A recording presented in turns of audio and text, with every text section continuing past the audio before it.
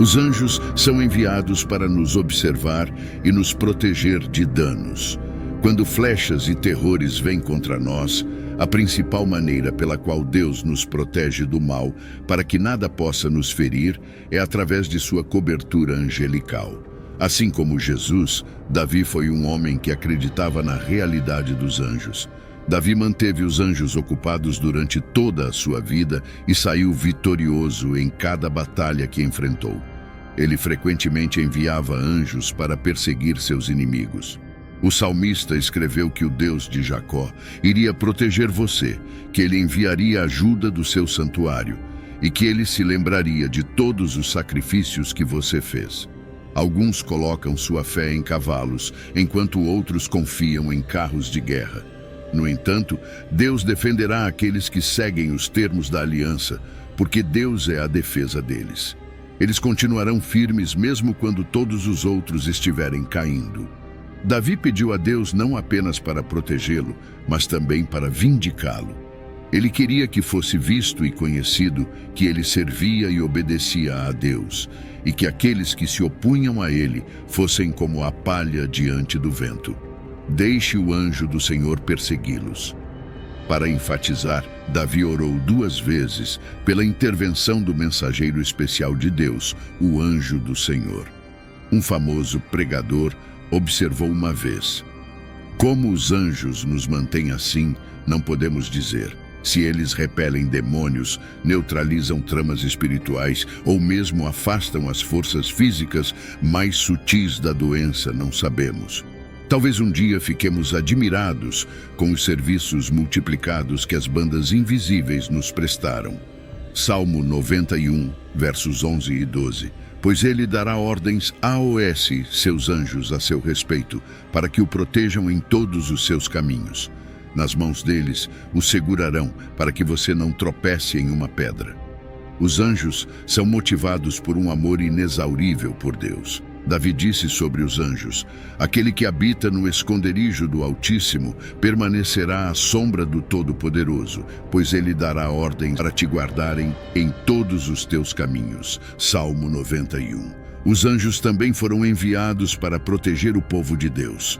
Isaías 37, verso 33 ao 36. Portanto, assim diz o Senhor acerca do rei da Assíria: ele não virá a esta cidade, nem lançará flecha ali, e não virá diante dela com escudo, nem construirá rampa de ataque contra ela. Pelo caminho por onde veio, por esse mesmo voltará, e não virá a esta cidade, declara o Senhor. Pois protegerei a cidade para salvá-la por amor de mim mesmo e por amor do meu servo Davi. Então o anjo do Senhor saiu e feriu 185.000 no acampamento dos assírios, e quando o restante se levantou de manhã cedo, eis que todos os 185.000 estavam mortos. Aqui vemos o anjo do Senhor defendendo a nação de Israel quando o rei Ezequias liderava Israel. Durante um conflito, o rei Ezequias recorreu à oração e recebeu a garantia de que não precisava tomar nenhuma medida para proteger sua cidade, pois Deus a protegeria pessoalmente. Eventualmente, o anjo do Senhor derrubou 185.000 homens no acampamento de seus inimigos, para que os filhos de Israel não precisassem fazer nada para vencer. Os anjos de Deus adoram travar batalhas invisíveis pelos seus filhos e garantem que tenhamos vitória após vitória. Aleluia! Deus pode enviar seus anjos para fechar as bocas e dispersar os planos daqueles que desejam nos prejudicar ou nos acusar falsamente. Meu Deus enviou seu anjo e fechou as bocas dos leões para que não me ferissem, porque fui considerado inocente diante dele.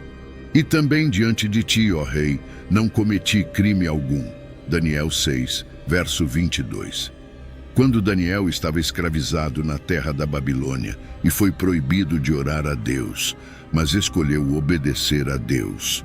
Assim, ele orou e foi jogado na cova dos leões, mas Deus enviou um anjo para protegê-lo. Se você foi acusado falsamente como Daniel, então pode confiar em Deus e nele para ajudá-lo por meio de seus anjos que excedem em força. Os anjos podem livrar da perseguição. À medida que a igreja primitiva crescia, Pedro foi colocado na prisão por pregar o evangelho. Mas as pessoas oraram incessantemente por Pedro, e o Senhor enviou ajuda angelical para libertá-lo da prisão. Atos 12, versos 6 ao 11. Naquela mesma noite, enquanto Herodes estava prestes a apresentá-lo, Pedro dormia entre 2 soldados, acorrentado com 2 correntes, e sentinelas à porta estavam vigiando a prisão. E eis que um anjo do Senhor repentinamente apareceu perto de Pedro, e uma luz brilhou na cela, e ele golpeou o lado de Pedro e o despertou, dizendo: "Levanta-te depressa." E suas correntes caíram de suas mãos. E o anjo disse a ele: "Põe o teu cinto e calça as tuas sandálias." E assim ele fez. E disse a ele: "Envolve-te em tua capa e segue-me." E ele saiu e continuou a seguir. E ainda não sabia o que estava sendo feito pelo anjo era real, mas pensava que estava vendo uma visão. Agora, quando passaram pela primeira e segunda guarda, eles chegaram ao portão de ferro que leva à cidade, que se abriu para eles sozinho. E eles saíram e seguiram por uma rua, e imediatamente o anjo se afastou dele. Quando Pedro voltou a si, disse: "Agora sei com certeza que o Senhor enviou o seu anjo e me livrou da mão de Herodes e de tudo o que o povo judeu estava esperando." Segundo, os anjos foram enviados para fortalecer. Quando Jesus estava cansado, os anjos vieram para fortalecê-lo. Lucas 22, verso 41 ao 44. E afastou-se deles cerca de um tiro de pedra. E pondo-se de joelhos, começou a orar, dizendo: "Pai, se queres, passa de mim este cálice. Todavia não seja feita a minha vontade, mas a tua." Apareceu-lhe então um anjo do céu fortalecendo-o. Os anjos podem fazer o impossível, pois Deus os capacitou. A Bíblia mostra que eles também podem assumir forma humana, dependendo de sua missão. O mais importante a se observar é que não devemos orar a anjos, mas devemos orar a Deus para enviar seus mensageiros, pois são o exército do céu que responde ao seu comando. Se confiarmos em Deus, Ele nos assegurará que não estamos sozinhos. Por séculos, as pessoas sempre se perguntaram quem são esses seres misteriosos chamados anjos. Quem são esses que trazem ajuda e proteção quando o perigo nos cerca? Seja em histórias reais ou lendas, não podemos evitar as realidades desses seres celestiais que habitam entre nós. Hebreus 1, verso 14. Não são todos os anjos espíritos ministradores enviados para servir àqueles que hão de herdar a salvação. Deste versículo, a primeira coisa que podemos estabelecer sobre os anjos é que são seres espirituais. Isso significa que não podemos vê-los diariamente como vemos as pessoas. Basicamente, nós humanos pertencemos ao reino da terra, enquanto Deus e seus anjos habitam no reino espiritual. Salmos 115, verso 16. Os céus são os céus do Senhor, mas a terra deu a ele aos homens. Mas mesmo que Deus tenha criado a terra para seres físicos, Ele ainda sabe que às vezes precisaremos de algum nível de ajuda sobrenatural quando precisarmos da defesa do céu ou quando Ele precisar fazer certas coisas. Então, mesmo antes de criar o homem, Ele já colocou tudo em seu devido lugar, incluindo esses espíritos chamados anjos. Além disso, é reconfortante ver que os anjos não são apenas espíritos, mas são enviados por Deus para fortalecer e atender às necessidades daqueles que são herdeiros da salvação. Além disso, não importa o quão numerosos os filhos redimidos de Deus se tornem na terra, os anjos continuarão a trabalhar em nome de Deus para trazer a vontade do céu para nossas vidas. A Bíblia os descreve como inumeráveis. Apocalipse 5, verso 6. Vi então um cordeiro que parecia ter estado morto, em pé no centro do trono, cercado pelos 4 seres viventes e pelos anciãos.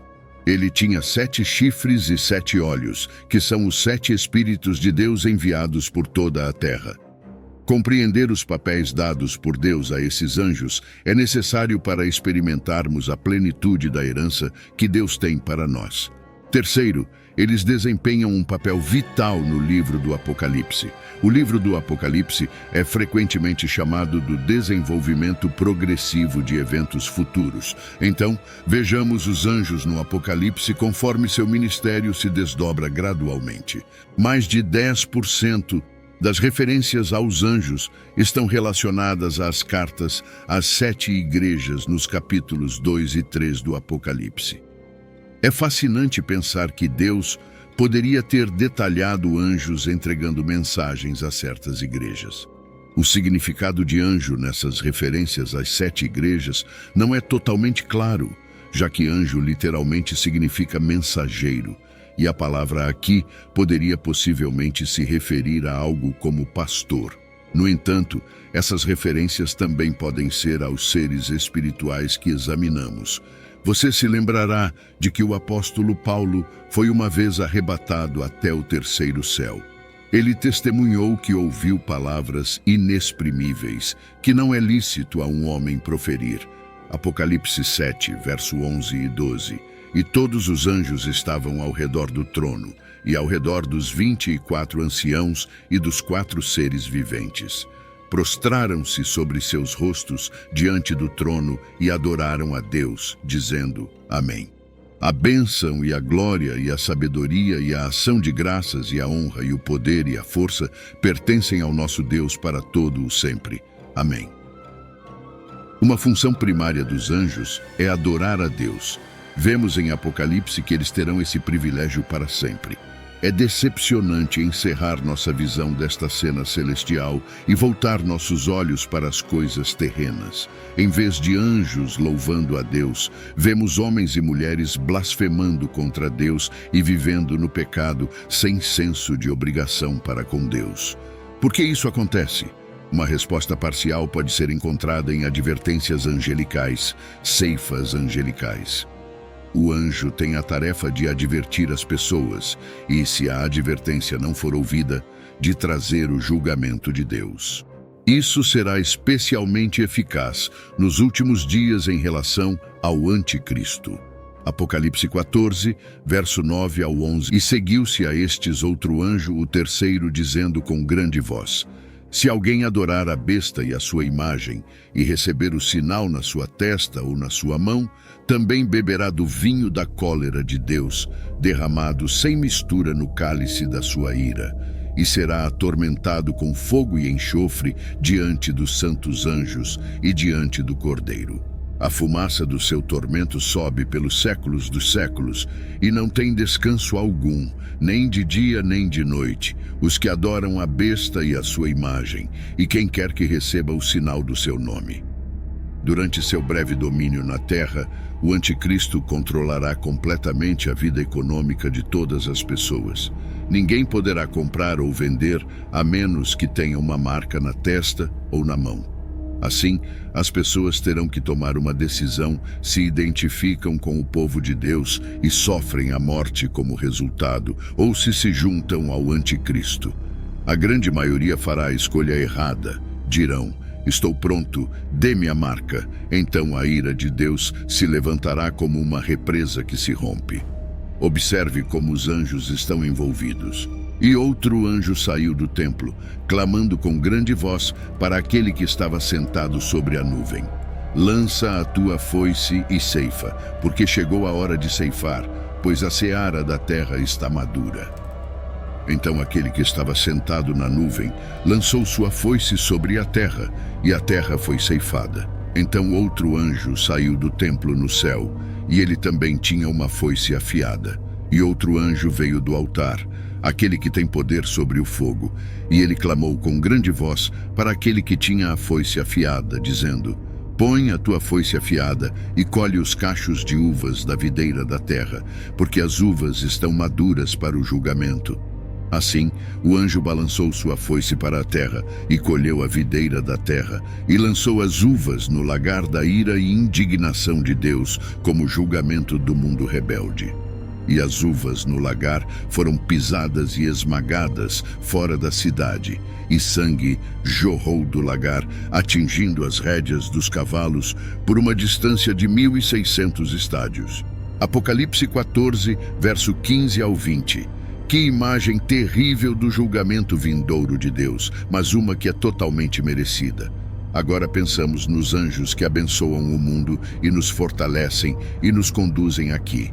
Eles fazem isso, mas chega um momento em que os anjos dispensarão a ira de um Deus justo. Onde você está agora? Sob a bênção presente dos anjos ou sob o julgamento que está por vir? Eu insto você a pegar uma Bíblia e ler o capítulo 16 de Apocalipse, que é muito longo para eu citar aqui. Você notará como 7 anjos são usados por Deus para executar sua feroz ira sobre um mundo incrédulo. É uma imagem terrível, terrível das coisas por vir, e eu gostaria que você a evitasse a todo custo. Babilônia, Babilônia. Deus não vai julgar apenas indivíduos durante a grande tribulação, mas também trará julgamento sobre sistemas mundiais. As 2 Babilônias são mencionadas em Apocalipse, uma no capítulo 17 e outra no capítulo 18. A primeira a ser julgada é a Babilônia religiosa. Não podemos ter certeza de sua identidade exata, mas quero que você veja como um anjo esteve envolvido em dar informações a João. Ele escreveu, Apocalipse 17, verso 1. Então um dos 7 anjos que tinham as 7 taças veio e falou comigo, dizendo, Vem, eu te mostrarei o julgamento e a condenação da grande prostituta que está sentada sobre muitas águas, influenciando nações. Assim, um anjo deu ao apóstolo uma prévia do julgamento que virá sobre esse falso sistema religioso. Ainda mais marcante é o envolvimento angelical com relação à segunda Babilônia, ou econômica, descrita em Apocalipse 18, verso 1 e 2. Depois destas coisas, vi outro anjo descendo do céu, possuindo grande autoridade. E a terra foi iluminada com o seu esplendor e radiância, e ele clamou com grande voz, dizendo, Caiu, caiu, certamente para ser destruída é Babilônia, a grande. Ela se tornou morada de demônios, prisão assombrada por todo espírito imundo, e prisão para toda ave imunda e detestável. Nenhum outro anjo é descrito dessa forma. Sua missão é julgar a Babilônia econômica. Alguns dizem que é Nova York ou as Nações Unidas, não podemos saber. Mas nosso ponto aqui é enfatizar o envolvimento angelical. Artistas frequentemente imaginam anjos como figuras radiantes. De onde eles tiraram essa ideia?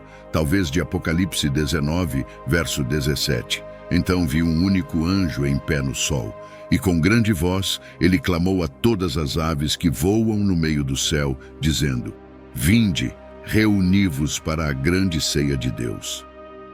Isso parece se referir a um brilho que brilhava de seu rosto. Que visão seria essa? No entanto, eu não acredito que nossos olhos permanecerão fixos no anjo por muito tempo, porque ele também tem um trabalho de julgamento a fazer. O restante de Apocalipse 19 conta como os restos de um grande exército fornecem alimento para as aves, e como, finalmente, a besta e o falso profeta e aqueles que adoraram a sua imagem são todos lançados em um lago de fogo ardente com enxofre. Os trechos anteriores foram apenas alguns destaques do envolvimento angelical nos julgamentos descritos em Apocalipse. Você vai querer ler o livro inteiro de Apocalipse para apreciar tudo o que os anjos estarão fazendo nos últimos tempos. Que a paz que excede todo entendimento esteja convosco. Ao contemplarmos a intervenção divina por meio dos anjos, somos lembrados do amor inabalável de Deus por nós. Que possamos confiar na proteção celestial, sabendo que, em todas as circunstâncias, a luz divina guiará nossos passos. Que o Senhor abençoe e guarde cada um de vocês. Não deixe de se inscrever no canal. Assim, esse vídeo ajudará e trará o renovo para um número maior de pessoas. Que Deus seja contigo.